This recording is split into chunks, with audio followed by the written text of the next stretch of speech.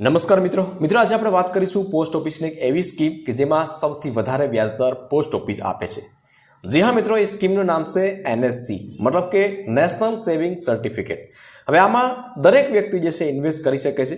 Minimum તમે 1000 રૂપિયાથી શરૂઆત કરી શકો છો અને મેક્સિમમ જે છે તેમાં કોઈ પણ પ્રકારની લિમિટ નથી।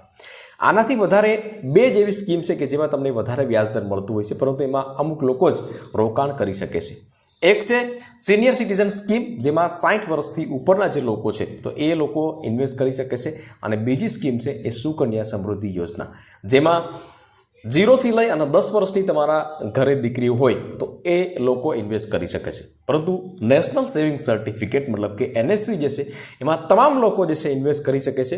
તો આ વિડીયોના માધ્યમથી તમામ ડિટેલ જાણીશું કે તમે કેટલા પૈસા રોકો તો તમને કેટલા પૈસા મળશે, એના નિયમો શું છે, કયા વ્યક્તિઓ જે છે આમાં રોકાણ કરી શકે છે, મતલબ કે લગભગ તમામ વ્યક્તિઓ રોકાણ કરી શકે છે। અને 7.7% વ્યાજદર મળે છે અને સાથે સાથે ચક્રવૃદ્ધિ વ્યાજ જે છે 5 વર્ષમાં ચડે છે। તો એ તમામ કેલ્ક્યુલેશન કરીને આપણે આ વિડીયોના માધ્યમથી જાણીશું। તો વિડીયોને લાસ્ટ સુધી જોતા રહેજો। તો ચાલો शुरू करिए। तो विगतवार बात करीशुं आपणे पोस्ट ऑफिसनी आ स्कीम मतलब के एनएससी विषे। आर्टिकल जे छे एमां तमने गुजराती भाषामां समजाई जाय ए प्रमाणेनुं आखुं माहिती आपेली छे। तो आ विडियोमां कदाच कोई वस्तु न समजाय तो तमे नीचे डिस्क्रिप्शन बॉक्समांनी लिंक आपी दीश, तो त्यांथी तमे चेकआउट करी शकशो। तो पोस्ट ऑफिसनी एक एवी योजना मतलब के नेशनल सेविंग सर्टिफिकेट, आ योजना में तमे मिनिमम 1000 रुपया शुरुआत करी सको छो अने मैक्सिमम जैसे कोई लिमिट नहीं। आमां व्याजदरनी बात करीए आपणे तो 7.7% व्याजदर मळे छे, जे प्राइवेट बैंको करता घणुं बधुं वधारे कही शकाय। 7.7% व्याजदर जे छे तेनी साथे साथे तमने चक्रवृद्धि व्याज पण तमने मळे छे। आगळ आपणे केल्क्युलेशन करशुं बराबर, तो तमने ख्याल पड़शे के चक्रवृद्धि व्याजमां पण दर वर्षे आमां चक्रवृद्धि व्याज एड थतुं होय छे अने 5 वर्ष पछी तमारी जे मूळ अमाउंट होय ए तमने मळे छे। तो केटलुं मळशे ए पण आपणे लाइव प्रूफ करीने आपणे बतावशुं। आमां जे योजनामां तमने एक गेरंटेड वळतर मळे छे, मतलब के શરૂઆતમાં તમે જ્યારે પણ પૈસા ઇન્વેસ્ટ કરો ત્યારે તમને કહેવામાં આવે કે ભાઈ એટલા પૈસા રોકશો તો તમને એટલા પૈસા મળશે। તો પાકતી મુદતે તમને જે પણ અમાઉન્ટ કીધું હોય એટલા પૈસા તમને મળવા પાત્ર રહેશે। બીજી એક ખાસ બાબત એ છે મિત્રો કે પોસ્ટ ઓફિસમાં પૈસા ગુમાવવાનો ભય બિલકુલ પણ રહેતો નથી। એનું કારણ છે કે પોસ્ટ ઓફિસની જે સ્કીમો છે તો એ સરકાર અધિકૃત મતલબ કે સરકાર જે છે એ સ્કીમોનું હેન્ડલ કરતી હોય છે, એટલા માટે પૈસા ગુમાવવાનો કોઈ પણ ચાન્સીસ રહેતો નથી। ત્યાર પછી વાત કરીએ કે કેટલા વર્ષ પૈસા રોકાણ કરવાના છે। તો આમાં તમે મિનિમમ જે છે 1000 રૂપિયાનું રોકાણ કરી શકો છો, પરંતુ મેક્સિમમ કોઈ પણ લિમિટ નથી।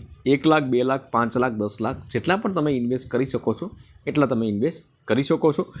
5 વર્ષ સુધી તમારે પૈસા રોકાણ કરવાના છે, એક જ વખત રોકાણ કરવાના, પરંતુ 5 વર્ષ સુધી જે છે તમારે પૈસા તમે ઉપાડી નહીં શકો। માની લો કે તમારે વચ્ચે પૈસાની જરૂર પડી તો કેવા કિસ્સામાં તમને પૈસા મળે છે? એક કે જે પણ અરજદાર હોય મતલબ કે જેણે પૈસા રોકેલા હોય એનું મૃત્યુ થયું હોય તો એના વારસદારને પૈસા મળી શકે છે।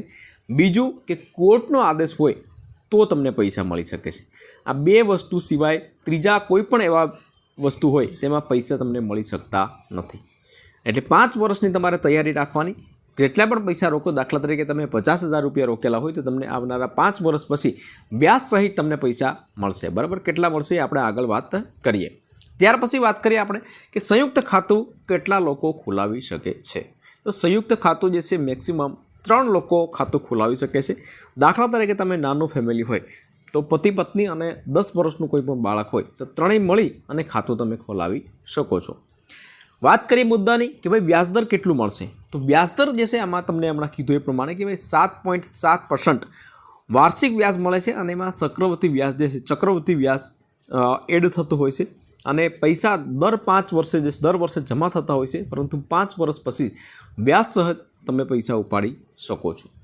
હવે વાત કરીએ મિત્રો કે ભાઈ કેટલા પૈસા જમા કરાવો તો તમને કેટલા પૈસા મળે છે। તો અહીંયા પોસ્ટ ઓફિસની એક એપ્લિકેશન છે, બરાબર? તો એમાં ચક્રવૃદ્ધિ વ્યાજ સહિત જેટલી રકમ આવતી હોય એ પ્રમાણે એક કોષ્ટકમાં આપણે આપેલી છે। તો માની લો કે તમે 50,000 રૂપિયાનું રોકાણ કર્યું હોય તો 50,000 રૂપિયાનું રોકાણ કર્યું હોય તો તમને 5 વર્ષ પછી તમને કેટલી રકમ મળશે? તો 7.7% વ્યાજદર છે એ મેં તમને જણાવી દીધું છે, પરંતુ વ્યાજની રકમ જે છે તો એ 22,452 રૂપિયા 5 વર્ષે તમારે 50,000 રૂપિયાનું વ્યાજ મળે છે। ટોટલ રકમની વાત કરીએ તો 72,452 રૂપિયા તમને 5 વર્ષ પછી મળવા પાત્ર રહેશે। માની લો કે તમે 1 લાખ રૂપિયાનું ઇન્વેસ્ટ કર્યું હોય તો 1 લાખ રૂપિયાનું 5 વર્ષમાં વ્યાજદર કેટલું થશે તો કે 44,903 રૂપિયા થશે અને ટોટલ રકમ જે છે એ 1,44,903 રૂપિયા મળશે। 2 લાખ રૂપિયા રોક્યા હોય તો 2 લાખ રૂપિયાનું 5 વર્ષનું વ્યાજ કેટલું થશે 89,806 રૂપિયા થશે। ટોટલ રકમ 2,89,806 રૂપિયા થશે। માની લો કે તમે 3 લાખ રૂપિયા રોક્યા હોય તો 3 લાખનું 5 વર્ષનું વ્યાજ જે છે 1,34,710 રૂપિયા થશે અને ટોટલ તમને મળવા પાત્ર રહેશે 4,34,710 રૂપિયા તમને મળવા પાત્ર રહેશે 5 વર્ષ પછી। 4 લાખ રૂપિયા રોક્યા હોય તો 1,79,613 રૂપિયા તમને વ્યાજ મળશે 5 વર્ષમાં। ટોટલ રકમ 5,79,613 રૂપિયા। માની લો કે તમે 5 લાખ રૂપિયા તમે ઇન્વેસ્ટ કર્યા હોય તો તમને કેટલું વ્યાજ મળશે 2,24,517 રૂપિયા તમને વ્યાજ મળશે અને 5 વર્ષ પછી મૂળ રકમ ટોટલ રકમ જે છે એ 7,24,517 રૂપિયા તમને મળવા પાત્ર રહેશે। હવે તમે 5 લાખના 10 લાખ રૂપિયા તમે ઇન્વેસ્ટ કર્યા હોય બરાબર તો તમે અહીંયા 7 લાખના ડબલ તમે કરી દો તો એટલી રકમ તમને મળવા પાત્ર રહેશે। તો 7.7% લેખે અને બીજા ચક્રવૃત્તિ વ્યાજ લેખે જે છે તમને આટલી રકમ તમને મળવા પાત્ર રહેશે બરાબર। આ સ્ક્રીનશોટ તમારે લેવો હોય તો તમે અહીંથી લઈ શકો અથવા તો હું નીચે આની લિંક રાખી દઈશ તો ત્યાંથી તમે શાંતિથી તમે વાંચી શકો છો। બીજી વસ્તુ મેં તમને હમણાં જણાવી હતી પ્રમાણે કે આ યોજના કોઈ પણ પ્રાઇવેટ બેંક કરતાં તમને વધારે વ્યાજદર મળે છે। બીજી વસ્તુ કે સુરક્ષાની ગેરંટી મળે છે અને એટલા જ માટે એનએસસી સ્કીમ લોકોની ચહીતી છે, માનીતી છે। હાલ કોઈ પણ પ્રાઇવેટ બેંકની અંદર 7%થી લઈ અને 7.5% મેક્સિમમ વ્યાજ મળે છે, બાકી 7% જે છે એ તમને વ્યાજદર મળે છે। પરંતુ એની સામે એનએસસી જે છે તેમાં તમને 7.7% તો તમને મળે જ છે, પરંતુ 5 વર્ષમાં તમને દર વર્ષે ચક્રવૃત્તિ વ્યાજ જે છે તો એ ચડતું હોય છે અને એનું તમને ઘણો બધો ફાયદો થતો હોય છે। બાકી તમે અહીંયા તમે જોઈ શકો છો કે ભાઈ 1 લાખ રૂપિયા જે છે તો એ 7.7 લેખે તમે ગણશો તો એમાં લગભગ 38,000 રૂપિયા વ્યાજ થતું હોય છે। તો અહીંયા તમે જોઈ શકો છો 45,000 સમથિંગ વ્યાજ થાય છે, મતલબ કે એનું ચક્રવૃત્તિ વ્યાજ જે છે ચડતું હોય છે અને એટલા માટે જ એ ટોટલ વ્યાજ જે છે વધારે તમને મળે છે। લાસ્ટમાં વાત તમને કહી દઉં મિત્રો કે ભાઈ ખાતું ક્યાં ખોલાવવું, તો ખાતું જે છે તમારા નજીકના કોઈ પણ પોસ્ટ ઓફિસની બ્રાન્ચ હોય તો ત્યાં તમે આધાર કાર્ડ, પાન કાર્ડ અને પાસપોર્ટ સાઇઝ ફોટો તમે લઈને જશો તો ત્યાં તમે સિંગલ ખાતું ખોલાવી શકશો અને ટ્રિપલ ખાતું મતલબ કે મેક્સિમમ 3 જણા જોઈન્ટ ખાતું પણ તમે ખોલાવી શકો છો। મિત્રો કોઈ પણ વસ્તુ તમને સમજાઈ ન હોય તો તમે કોમેન્ટ કરી શકો છો, બાકી આર્ટિકલ જે છે એની લિંક રાખી દઈશ તો ત્યાંથી તમે શાંતિથી તમે વાંચી શકશો। આમાં કોઈ પણ રોકાણ કરવાની સલાહ નથી આપતી, પરંતુ તમારી જાણકારી માટે આ વિડીયો જે છે બનાવવામાં આવે છે મિત્રો। તો વિશેષ માહિતી તમે પોસ્ટ ઓફિસથી લઈ અને તમે તમારી રીતના રોકાણ કરી શકો છો।